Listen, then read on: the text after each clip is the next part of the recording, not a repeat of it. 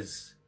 So today, a little bit further on with the Irish Red Ale brew. She's been fermenting for, what have we got now? So the 5th of March, it went into the, it was brewed, went into the fermenter. It's now the 15th, so she's been in there for 10 days. So the two things I'm going to do today are, number one, I'm going to take a gravity sample. That's number two. Number one, I'm going to take a gravity sample. And then number two, I'm going to use that sample to do a diacetyl test on it as well. And if those two things pass as such, that the gravity is where it should be and the diacetyl is not there, then we'll cold crash the beer. But if neither of them do, then we'll continue fermenting.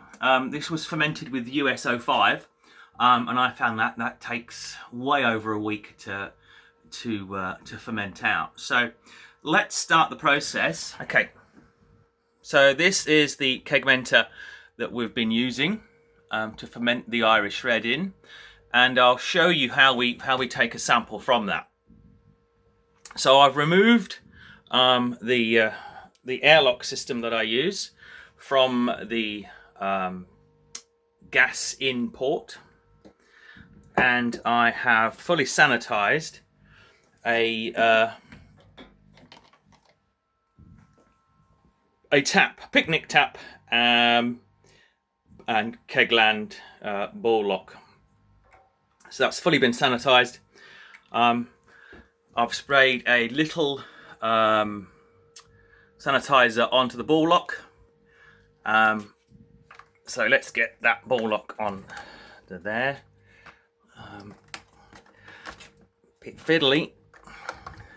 I might have to put the camera down to do this. Let's see if we can still get you.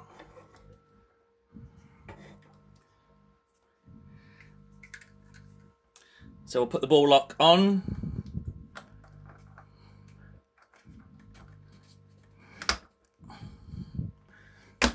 That's on. So we're going to need to take the sample. So ball lock is on. So I've got sanitizer in the line at the moment, so we're going to have to drain that out. So let me find a little jug. Here we are. So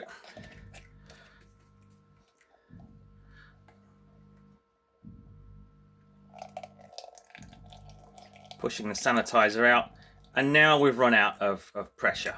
I thought that might happen, so we're not getting any sample come through from the beer. So what I'm going to do, I've got a gas line connected up to a little bit of CO2. Let me just check that is turned on.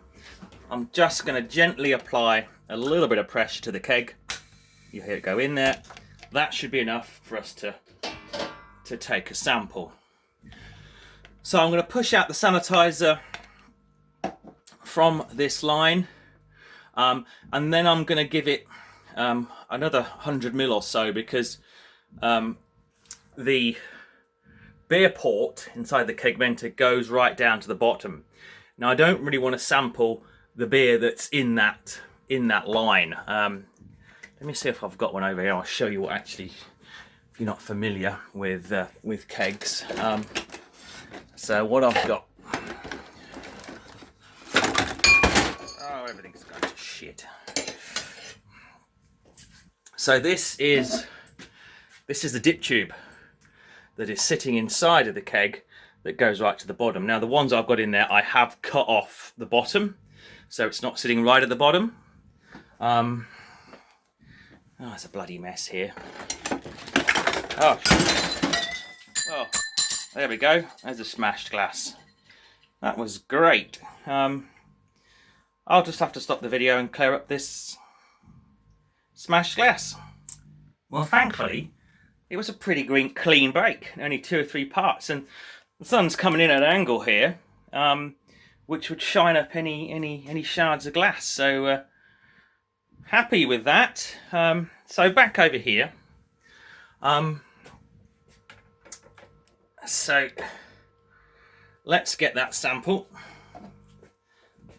So let's push out the sanitizer. And then here comes the beer. So first bit of beer we'll sacrifice. Shake that down. And now into the trial jar and hydrometer. So let's get that in there. Up it comes. So the hydrometer is now floating. We'll take this tap off so I'm not tempted to drink it. I'm going to spray a little, see, I'll tell you there's a little bit of beer that's left over there. I'm going to spray a little bit of sanitizer on that just to clean that away.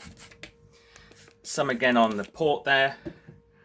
Relieve that pressure I put in there. And put back on the gas port stroke airlock. You may have seen a little bit of sanitizer fall out of that. I just store it in a little bit of sanitizer.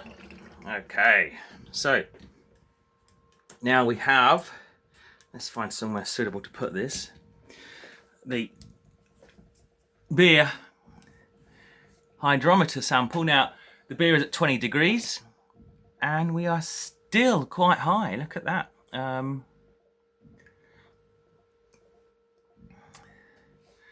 If we can focus in on that, let's let that stabilize.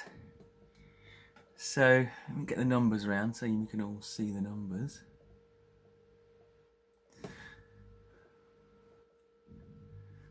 Yeah, focus. So I'm going to say that's 1016, maybe 1017. The bottom of the sort of straight line, not the meniscus. 1017 still high. What are we expecting on the recipe? Let's have a look at that. The recipe is expected to a final gravity of 1013. So she's got some days to go. But I'm not. It's not unusual with that yeast. It's pretty slow. Leave your comments down below about your experience with US-05. Now we do have a bit of bubbling going on, but that's just because we've put that burst of CO2 in there. So I'm going to let that calm down for a few hours, and then see if it continues to bubble. But certainly looking at that gravity, she's not finished fermenting yet.